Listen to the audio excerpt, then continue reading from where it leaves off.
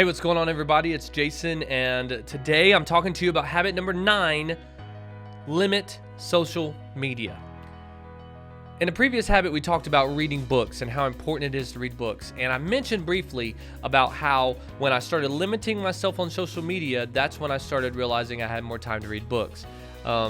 So when we talk about social media, okay, we're talking about Facebook, Instagram, Twitter, all of these things, TikTok even, YouTube, everything that you are taking in, that you are getting other people's opinions and that type of thing, but it can kind of just absorb you.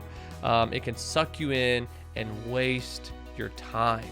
Like, if you have goals and ambitions and you have this vision of yourself and who you want to be and how you want to be as a person, then you are not going to become that person if you are on social media all the time. And it's a fact, okay? I'm not just speaking for myself, I'm speaking for a fact. Like, unless you're trying to be a social media influencer and all you're doing is posting and doing that type of thing all day, but if you are just an observer, if all you're doing is jumping on there and just scrolling, then you're addicted and you got a problem and you got to break it. And I'm not talking to you like I haven't had this problem. I have been so addicted to social media, like worried about likes and worried about retweets and worried about shares and all these different things, like who saw my story on Snapchat, who saw my story on Instagram, and Twitter just instituted stories, and we've got this whole thing that's just constantly just bombarding us with information and bombarding us with opinions and pictures and this and that and this and that. I want to challenge you.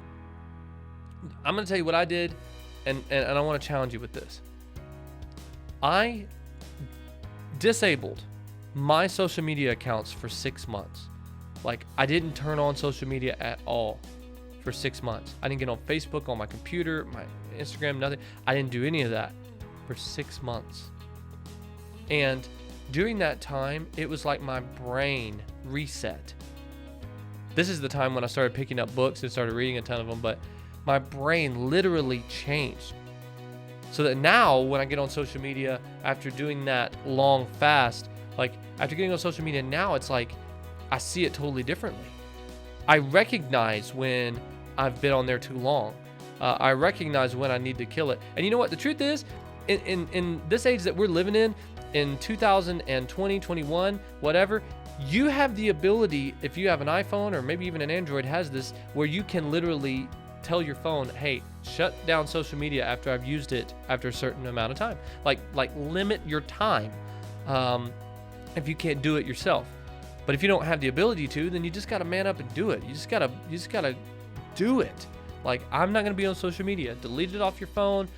Put a password on there that somebody else has that you won't be able to re-download it until, you decide that you've got it under control.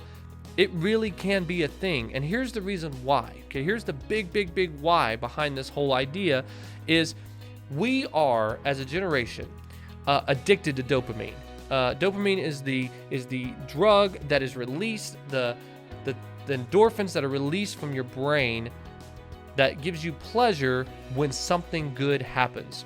This could be food that you eat, laughter. It can be all these different things. But when we are on social media, dopamine is released when we get likes and shares. Dopamine is released when people comment on our stuff. When we see all these things that other people are doing, dopamine is released. It's literally a instant dopamine machine.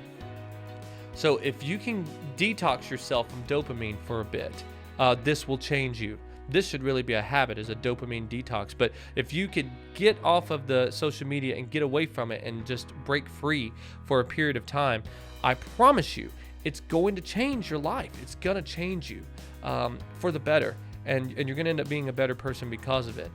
You don't have to have it. Okay? If no one's ever told you that, let me be the first.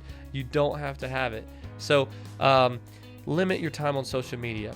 Okay, don't get on there right before you go to bed. Don't get on there first thing in the morning. Don't grab your phone first thing in the morning. Okay, find time to spend by yourself and all the things that we've talked about up to this point. Like, don't let social media run your life. Don't let all of your opinions come from other people on social media. Don't compare yourself to others. Comparison is the thief of joy. Like, if you want to have joy, then don't get on social media. Don't compare yourself to other people. You are you, and you're the only you that there's ever going to be. So be you and be proud of who you are and be that person boldly.